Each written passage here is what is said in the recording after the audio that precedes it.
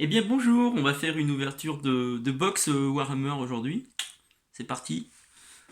Alors, je me fais aider par ma réalisatrice Lilou.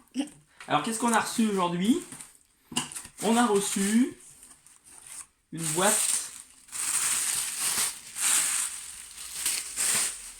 de Warhammer. Voilà, qui est la boîte de base deuxième édition de Age of Sigmar. Vous avez première surprise. Première surprise, un petit extrait gratuit de Warhammer Age of Sigmar, la guerre des âmes, qui à mon avis, eh bien écoutez, c'est ce qu'on appelle la Black Library, voilà c'est ça. Et là, ce sont des romans basés sur l'univers, sur le fluff de l'univers de Age of Empire. Age of Sigmar, pardon, pas Age of Empire, je dis n'importe quoi. Donc là, voilà, c'est un petit texte pour donner envie aux gens d'acheter les bouquins Black Library. Voilà, donc le premier petit cadeau. Sympa. Ensuite, on a encore du business.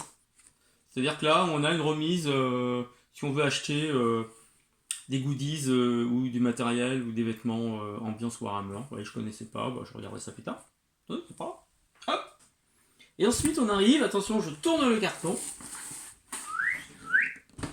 Bouge pas les loups.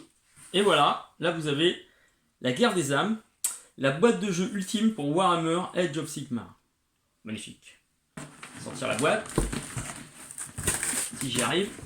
C'est coincé. Voilà. Donc là je découvre. Hein. Voilà, on pose la boîte. Tu vois bien? Oui. Donc pas que ça fasse trop de reflets. Donc là on va ouvrir.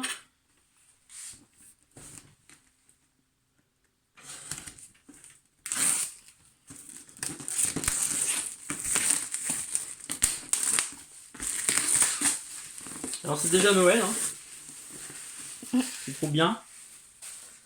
Ouais. Donc qu'est-ce qu'on a dans la boîte? Alors déjà là, on ouvre comme ça. Plutôt regarder la qualité, je me permets. Hop, regardez bien la qualité du dessin. C'est vraiment super beau. Voilà, comme dans les Battle Tom, hein, les anciens codex, qu'on appelait codex avant. Voilà, on voit bien la qualité des dessins. Ils travaillent énormément leur box. Alors ça démarre fort ici, vous trouvez un magnifique dessin qui représente les deux armées en présence dans la boîte, c'est-à-dire les Stormcast et les Nighthawk. Donc là on est vraiment dans les morts vivants. Le seigneur Nagash, la destruction, et puis les soldats Stormcast du roi du dieu roi Sigmar. Bon, voilà, donc c'est super joli, franchement c'est super beau. Après à l'intérieur de cette boîte, comment ça s'ouvre? Au côté. Ça on verra après, parce que là on a toutes les figurines. On verra après les figurines. Ici vous avez ensuite en présentation le livre de règles. Donc là c'est vraiment un pavé, super lourd. Voilà. Donc là vous avez le livre de règles Warhammer. Je vais essayer de l'ouvrir sans découper les pages. Voilà.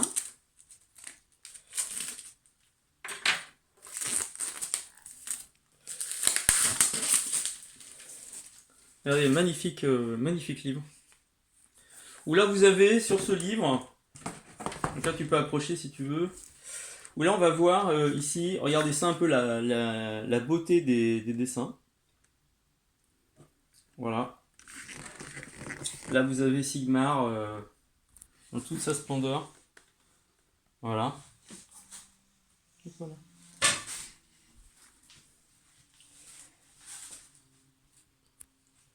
Vous voyez, les dessins sont vraiment très très beaux. Regardez. Vraiment des dessins superbes. Et là vous avez le fluff, donc le background, l'historique complet de Age of Sigmar AOS. On a vraiment un livre, un contenu très très très riche. Sur tout l'univers, toute l'histoire de ce nouveau jeu, on peut dire encore nouveau, même si on est sur l'édition numéro 2 de AOS. Vous retrouvez toutes les armées avec bien sûr ici de magnifiques tableaux avec les peintres professionnels de Game Workshop. Donc là, on a vraiment un bouquin magnifique avec des dessins vraiment somptueux. Là, vous voyez, on voit des paint schemes, donc des schémas de peinture. Regardez ça, les Stormcast ici. Voilà, magnifique. Alors, on a vraiment un très beau livre qui présente vraiment toutes les armées. Donc c'est vraiment du beau bouquin. Et finalement, dans ce pseudo livre de règles, et ben, un livre de règles, en termes de règles pures, et ben, il n'y a pas beaucoup de pages. Parce que vous avez les règles donc, de base. Donc les règles de base, je pense, voilà, on doit arriver à peu près par là. Alors regardez. Introduction. Voilà. Donc les règles. Règles de base ici démarrent à la page en gros 224, 225 et 226. Et vous avez à peu près bah écoutez jusqu'à 243. Donc les règles c'est ça. Ça fait moins peur tout de suite. Oui. Et après derrière vous devez avoir je pense les aptitudes d'allégeance, donc toutes les règles complémentaires du jeu. Et après les explications de parties en jeu libre, qui est les scénarios basiques. Et après tous les scénarios parties en jeu narratif, avec tous les scénarios possibles pour passer de bonnes soirées ou plusieurs semaines de combat en faisant évoluer votre armée. Vous voyez un livre très très beau, très qualitatif. C'est superbe.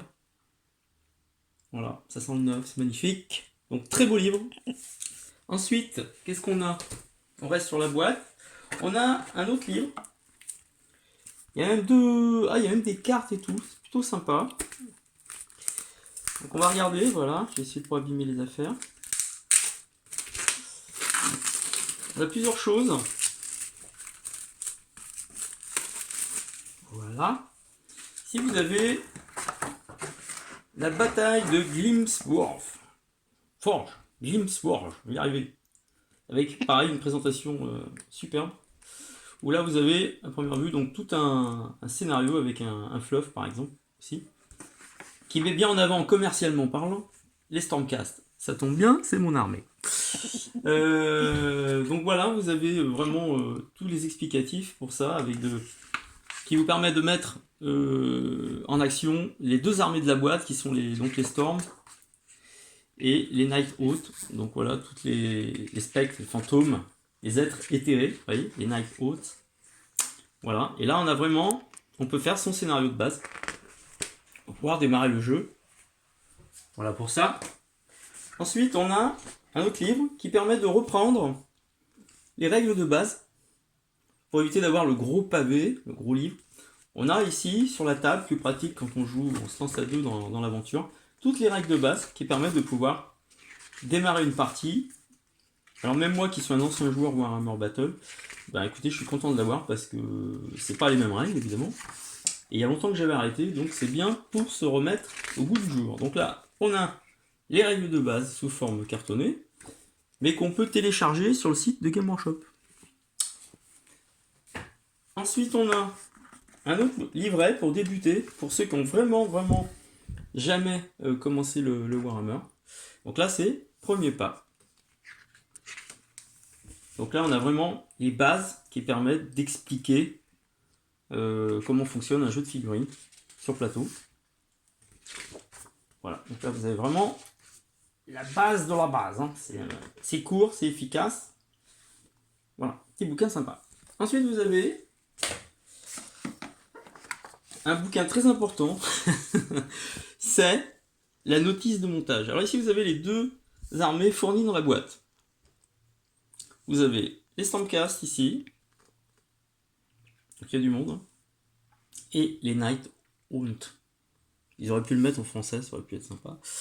Et là, on voit bien donc les deux armées, voilà, en place. Et là, vous avez donc le manuel de montage, avec toutes les grappes qu'on regardera tout à l'heure, avec des explicatifs très précis. Bon, j'ai déjà monté pas mal de figurines Night Stampcast, je vous fais voir rapidement. Voilà, ici, quelques figurines déjà montées, ici, ici. Voilà, vous avez différentes figurines. Donc, je peux le dire, Les figurines se montent très très bien et les plans sont très très précis dans l'ensemble. Certains ont critiqué les figurines de la boîte qui sont normalement faciles à monter mais avec des petits défauts de collage. Écoutez, on verra bien. Moi j'ai du mal à y croire. Chez Warhammer, Game Workshop, c'est relativement rare. On verra s'ils se trompent. Vous voyez ce qu'on appelle du easy to build, c'est-à-dire facile à monter. Et tout de suite la figurine elle a une gueule d'enfer. Bougez pas, je reviens. Ça, c'est du easy to build. Bah écoutez, moi qui l'ai monté, je peux vous assurer que la figurine n'a aucun défaut de montage. Et elle est magnifique. Voilà. Donc, je ne suis pas trop d'accord avec les gens qui ont critiqué ce genre de montage. C'est bien pour les gens qui démarrent. Donc voilà, on a vraiment tous les explicatifs pour monter les deux armées, les bons et les méchants. Avec ici, vous voyez, magnifique voilà, photo du général. Et là, la magnifique Griffe Chargeur Stormcast. C'est super belle figurine. Donc là, on est très motivé à vouloir la faire parce qu'elle est vraiment superbe. Voilà ce que nous avons aussi. C'est pas fini. Vous avez ensuite, ce qui est génial, alors ça tout le monde est d'accord pour le dire, des petites cartes comme ceci. Regardez, comme des cartes postales. Donc là, c'est les Stormcast. Voilà, le Lord Arcanum. Et vous avez des fiches rappel. Regardez ça si c'est pas beau. Donc on reprend l'élément du codex, du Battle Tome, avec toutes les possibilités, les compétences et ce que peut faire le personnage en termes de jeu. Sur des cartes vraiment hyper qualitatives. Et à l'intérieur de cette carte, vous avez toutes les unités fournies dans le jeu, c'est-à-dire la balista, donc les catapultes, enfin tirs d'arbalète, pardon, les castigateurs, qui sont aussi des tireurs. Vous avez les séquiteurs, une des meilleures unités des Stormcast. Et ici, vous avez sur chaque armée, bien sûr, le mouvement, la sauvegarde, le test de bravoure et le point de vie, c'est-à-dire combien de blessures ils peuvent encaisser avant de mourir. Vous avez les évocateurs aussi. Voilà, et bien sûr, derrière, toujours une magnifique scène des figurines représentées. Et les Knight Encounter, enfin le Knight Encounter, voilà, qui est un personnage. Donc là, on a vraiment un produit très joli au niveau des cartes.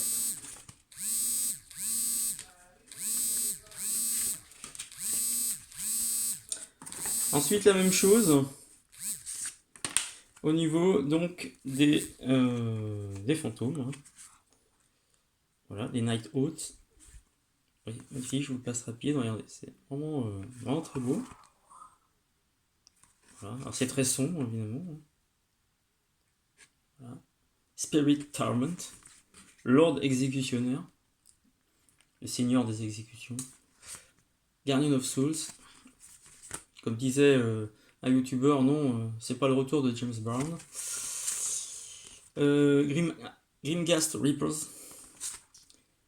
Les Glaive Wraith Stalkers. Alors excusez-moi pour l'anglais. Et les Shen Wrath Horde.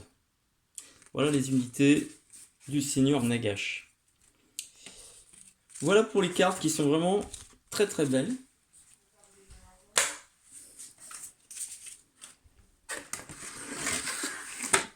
Et dessous on a, alors pourquoi ils l'ont mis comme ça, tout le monde se pose la question, des socles en plus, qui ne devaient pas rentrer dans la boîte. On a des dés collecteurs, couleur bleue translucide, classique, voilà, plutôt joli, pour pouvoir jouer. On a, alors moi j'ai un ancien modèle, de règles pour les pas, les pouces. Donc un pas égale 2,5 cm environ, voire un peu plus, voilà. Donc là, ils sont translucides en plus, voilà, ça permet de pouvoir jouer. On a ici, je sais pas pourquoi ils l'ont pas mis dedans, des petits autocollants, des décals pour les Stormcast. Dans chaque boîte de Stormcast, vous avez en général des petits décals quand vous voulez améliorer un petit peu leur guilde, enfin leur caste de soldats, leur charte au niveau de leur leur régiment, des choses comme ça. Voilà. Et là, vous avez une petite pub. Étape suivante. Donc là, c'est pour faire voir les autres Battle Tom existants, etc., etc. Donc un petit peu de pub. Étape suivante, voilà.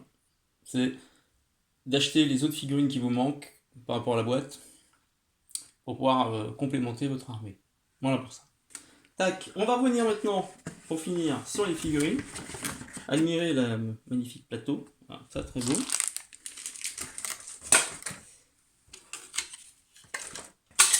Donc voilà pour cette magnifique boîte d'AOS. Alors donc on vient sur les figurines.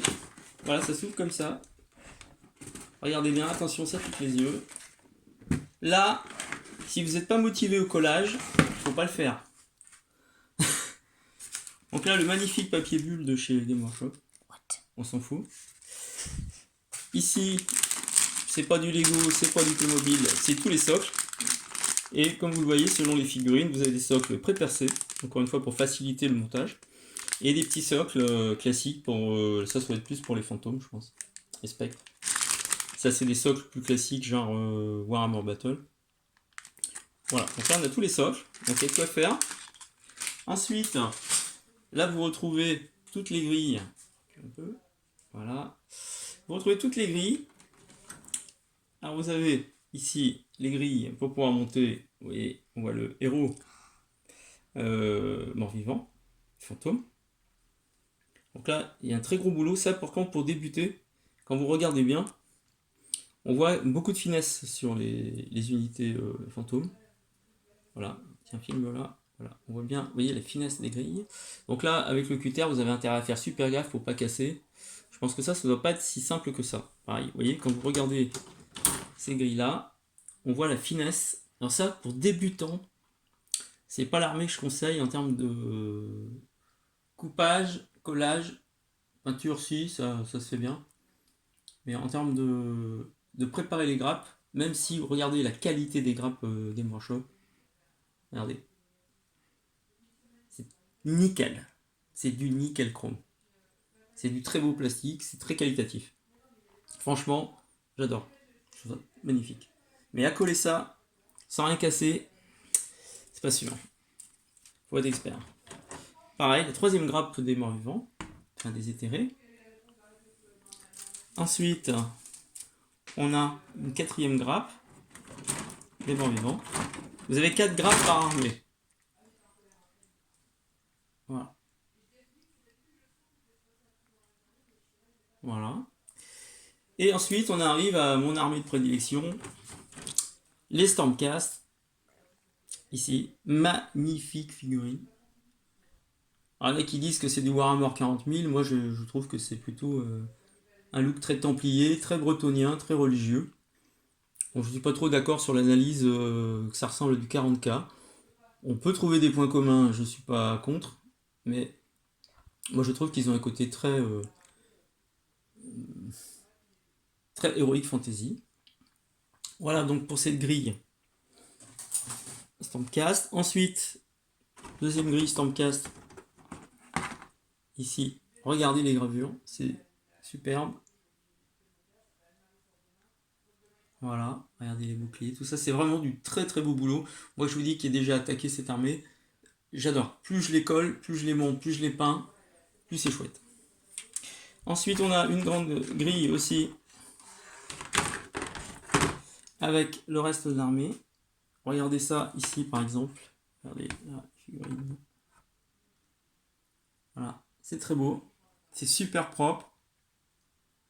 Moi, j'adore. Regardez en haut ici.